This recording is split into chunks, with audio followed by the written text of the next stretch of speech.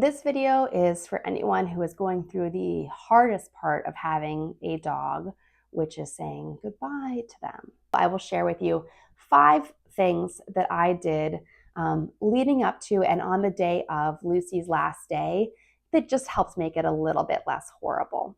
I recently said goodbye to my beloved dog, Lucy. It's been almost 2 months since she crossed the Rainbow Bridge. And I think I am finally up to recording a video about sort of the end there. I thought it might be helpful to me and also to all the people out there. And if you're watching this, I don't envy the position that you're in. I'm so sorry that you're going through this. It is honestly one of the worst things in life. And I hope that by sharing my experience, you can feel a little bit less alone. And maybe my advice will help make this whole process a little bit less horrible and a little bit more dignified. My dog Lucy passed away from cancer. She had a type of cancer called hemangiosarcoma, which I unfortunately found out is quite common. And I wrote a whole big long blog post about Lucy's diagnosis and the treatment that we chose to do or forgo, I suppose, and all the different things that I did to help make the most of every single day for her, help to prevent her from going through any unnecessary pain and suffering, because I think that's very, very important. And it's very hard, everything is your own. You have to make your own choices. I know sometimes you're at this point and you're just like, I want someone else to make choices for me. This is such a hard decision to make of when to say goodbye to my dog or when is it time to let them go. You really kind of want someone else to just decide for you, right? I did. But unfortunately, we all have to make our own decisions. So I'll be sharing here, what I did, and hopefully it is helpful to you. And if you want to read more about Lucy's diagnosis and the treatment that we did do, you can read that blog post. I'll link to it in the description below this video. But today I want to share with you these 5 things that kind of helped make it a little bit less horrible. The first thing that I want to recommend is going through your phone and looking back on memories that you shared with your dog while they're still around. So I know with Lucy, I had a lot of time. I had about 6 months from when she was diagnosed to when she passed away. So I had a lot of time to go through my phone and print out all these photos. I could be very intentional with what I was doing. But I went through my phone. Of course, my job is Lucy. Basically, my other dog Bert is sitting next to me, and he's been a wonderful companion to us for the last 7 years since I adopted him, and I'm so glad that he's still here with me. But my life, really, my whole blog started when Lucy was 1 year old. So really, my whole business grew as Lucy was growing, and we were sharing a life together. So I literally have tens of thousands of photos of my dog and videos and all kind of stuff. So I thought while she was still around, I was kind of inspired by how people want to do like a living wake. They want to hear the great stories and things that people would share at their funeral. They're like, I want to be around for that. So I kind of did that. I went through my phone and I found all these amazing photos and all these amazing memories. And I looked back, I was like, I can't believe that we did all of these things in this amount of time. And I also can't believe that how long ago some of those things happened. It was a little bit hard going through these photos, but it was really helpful to my grieving process and just preparing for this transition. So not only did I go through my photos, but I printed them out. When's the last time you printed out photos? I have tens of thousands of pictures of my dogs. So I went through, I had over 100 pictures. I had like 112 pictures and I printed them all. And it cost me like $20 or something like that, which is definitely worth it. So it's also been really fun to share those photos and share those memories with other people. So that is tip number 1, is to go through your photos and print them out. Okay, well, Bert just farted next to me. Okay, now to transition to tip number 2, which is a little bit less fun than going through photos, but also very, very important, and I thought very helpful to this whole transition with Lucy. And that is an end-of-life evaluation form that is from the Ohio State University Veterinary Medical Center. They have put together this evaluation form that is just very straightforward. It's a list of questions asking about your dog's quality of life. So it's questions like, are they peeing and pooping normally? Are they eating normally? When I felt like we were kind of getting really close to the end, I had actually called, Lucy passed away, it was Monday, June 2nd, 2025. And so that Friday at 4:30 p.m., I called the vet and I made I told them it's a very tentative appointment. I might cancel it. I'm not committing, but I want to make an appointment, an end of life appointment for that Monday. And that day is when I printed out this form and I said, I'm going to fill this out every day and get a more clear picture and get some like really clear black and white data that's going to help me make this decision or help me feel more comfortable in making this decision on Monday.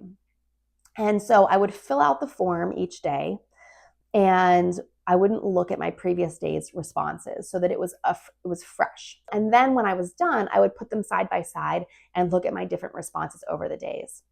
Another great tip that I learned from another form that my vet shared with me recommended filling out this type of evaluation at different times of day. So they found that dogs typically are feeling better in the morning and they're feeling worse at night. So I also tried to fill out my form some days at 7 a.m., some at noon, some in the evening, and some right before bed. So I really wanted to get the best kind of data that I could. This is such an emotional decision and it's such a hard decision. So I just felt that any kind of data that I could get would help me just feel a little bit more comfortable and confident in the decision that I had to make. So I printed out all these forms, I did them at different times of the day, and then I compared the data. And it really helped me realize in our particular situation that Lucy wasn't going to have any better days. Every day was going to be a little bit worse than the day before that. And there might be some anomaly, there might be some outlier in there, but pretty much every day was going to be worse. And with her particular condition, she had these masses on her spleen and they had moved to other organs and there was a huge risk of them rupturing and the cancer had really kind of wasted her away. So you know, I was very confident that I did the right thing at the right time for her, but having this data in front of me and having it black and white and having the scale from 1 to 10, it helped make it a little bit more clear to me. So hopefully that helps you as well. So obviously this is a very emotional topic to talk about and it's still very fresh for me. But I want to share with you the third thing that really helped to make the day of saying goodbye to Lucy a little bit less horrible. I remember with my previous dog going to the vet, going through the euthanasia, and of course they were very wonderful and patient and compassionate and caring and everything. But you're walking out and they're like, oh, we need your credit card. You need to pay for this. And I just remember being like, I can't believe you're asking me for this right now. This is the worst day of my life. And you want my credit card number and I have to stand here and wait and hear the receipt and sign. I can't deal with that. So this time around, I had the idea to call the vet the morning of our appointment and ask to prepay. You can get all the information, you can make all the decisions you need to make because there will be some decisions. They'll ask you, if you want your dog to be cremated and if you want the ashes returned to you. They may ask you if you want the vet to do a paw print for you. There will just be some various questions that they're going to ask. Now, I don't think that they charged me until after the appointment. So if you change your mind the last minute or something happens, don't worry about it. But it just gave me a lot of peace to know that when I said goodbye to Lucy, I could just privately walk out of the veterinarian's office. I could just quietly leave by myself.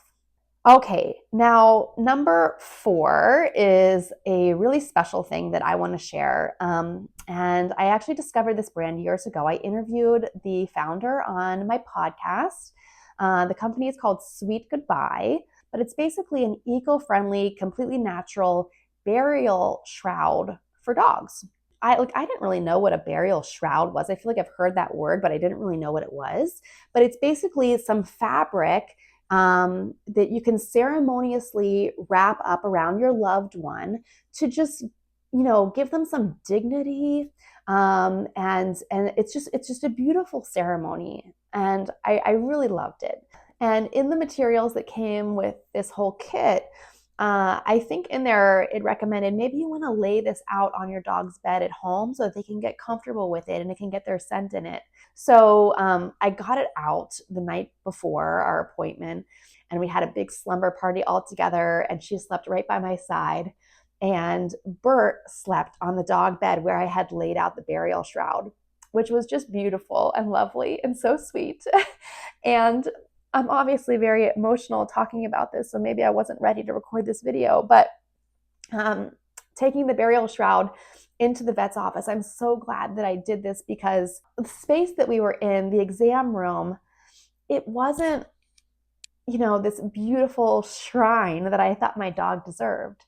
It was a lovely, comfortable veterinarian's office, and I love our vet and everything like that. But I was so happy that I had this special, super special thing to put Lucy on, for her to rest on, to say goodbye to her on. And it was pink and white, which is just like such Lucy's colors, and had these paw prints and hearts all around it. And it was just so beautiful. The kit also came with this all natural wool felted garland that was like flowers and hearts that you could drape over your dog. I'm really, really happy that I was able to say goodbye to her in such a beautiful, ceremonious, and dignified way. And I highly recommend this to anyone who is facing this decision with their dog. And at the very, very end, our veterinarian left us in the room to say our final goodbye. And I was able to wrap Lucy up. It's like a double layer, and it wrapped her up. And I just knew that, I was the last one touching her and handling her. And I gave her a big kiss goodbye. And I knew that she would be handled with dignity and care. And as a matter of fact, this entire kit is cremation safe. So she did not have to be removed from the burial shroud at all. So I was the last person to touch her. And I just think that that's very, very special. And I wish I could say that I had the magic solution to help make this whole process easier. I don't. But I hope that the 5 things that I'm sharing with you in this video can help make it just a little bit less horrible. So let's talk about the last one, which might be the hardest one for me to talk about. You think I've been a mess so far. Hold on. Because the last thing that I want to share with you that really made a difference in Lucy's final stages compared to my previous dog, Lola, at the end, is that I was able to say goodbye to Lucy on a quote unquote good day.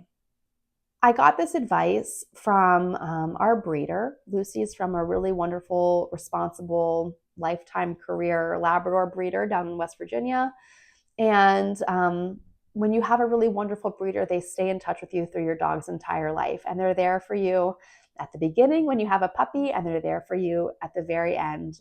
A couple weeks before I had to say goodbye to Lucy, I got this advice from her, which was to try to say goodbye to your dog on a good day.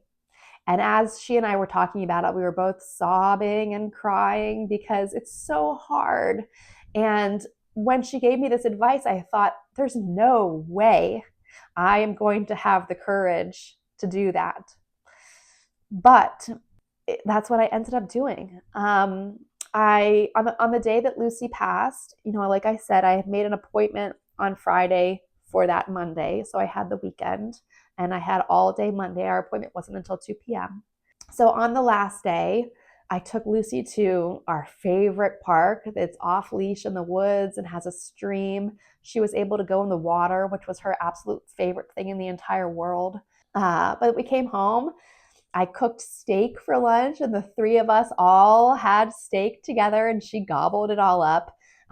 One thing about Lucy that made this decision really hard is I always thought, well, when they stop eating, you'll know.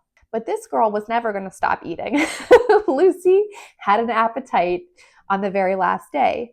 So she's eating steak and she's eating this and eating that. I didn't want to make her sick, so I didn't give her too much of anything, but she definitely had a really good time. But I knew, I had done my forms. I knew that we were risking her rupturing.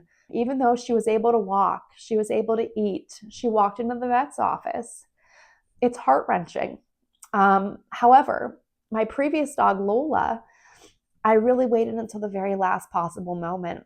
She couldn't stand up. She couldn't go to the bathroom by herself. I had to beg her to eat things out of my hand. And I think that in hindsight, she had more suffering and pain than Lucy did. This time around with Lucy, I really understood in my heart that it was my responsibility to save her from any pain and suffering, and that the kindest thing I could do, I had spent the last 13 years every single day planning my entire life and my entire career around Lucy. And in my heart, I finally understood that the last gesture of compassion and love that I could give her was to let her go out when she wasn't begging to go out. This has been really important to me to understand. It's been really hard for me to understand, but I wanted to share it with you in this video because this is the kind of stuff that people are not talking about. If you're watching this video and you made it this far here, I'm sure you've been Googling and trying to figure out what should you do, what can you do. If you have it in your power to be compassionate, to have that courage, oh man, you're brave. It was really, really hard. If you want to take my advice and try out any of the 5 things I talked about in this video, you don't have to do all 5 of them. You don't have to do any of them. But this has just been my experience. I think that these 5 things help to make the process of saying goodbye to my dog a little bit less horrible, right? It doesn't make it easy. There's nothing that's going to make it easy. But I feel like these things just helped make it suck a little bit less.